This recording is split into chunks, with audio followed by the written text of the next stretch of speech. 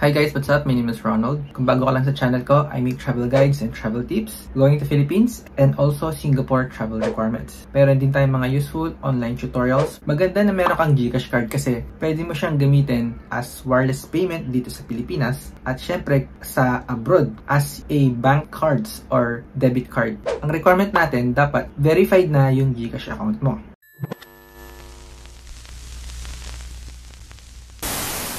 So anyway, simulan na natin yung tutorial para makuha nyo na yung GCash card nyo.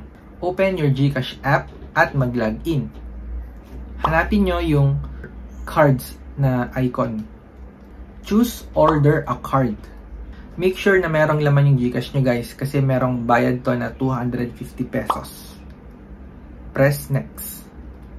Ilagay nyo yung delivery information. Ito yung address kung saan ipapadala yung GCash nyo. Pwede yung address mo at ikaw yung tatanggap, or kung OFW ka, wala ka sa Maynila, nasa probinsya ka, sa kamag-anak mo, kahit sino, pwede rito. Anyway, lagay nyo nga yung pangalan ng tatanggap ng card nyo, mobile number para makontak siya ng rider, and yung complete address.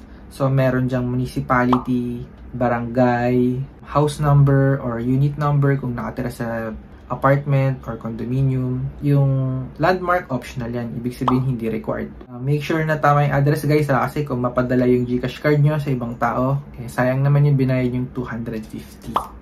Press next. Meron pa kayong babaguhin dito. Pwede nyo i-click yung edit details. Ngayon, kung wala na at dinouble check nyo naman na maayos, click I understand and then press confirm. Tapos bayaran nyo na nga ng 250 pesos and then proceed. I-screenshot nyo yung successful payment just in case lang na magka-problema, pero wag naman sana. Kung yung delivery location nyo ay nasa NCR, it's 4 to 6 days. Kapag sa Luzon naman, 6 to 8 days.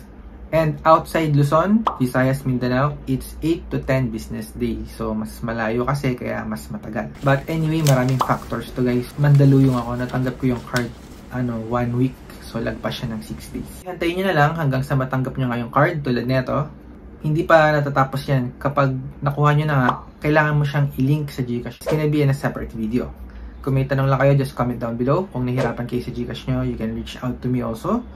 Marami tayong mga useful tutorial. And kung wala ka pang national ID, pwede mo rin i-check yan. TIN ID, postal ID, yan. Meron tayo sa channel natin yan. Anyway, yun lang guys. Maraming salamat. Shoutout sa mga laging sumusuporta at nanonood.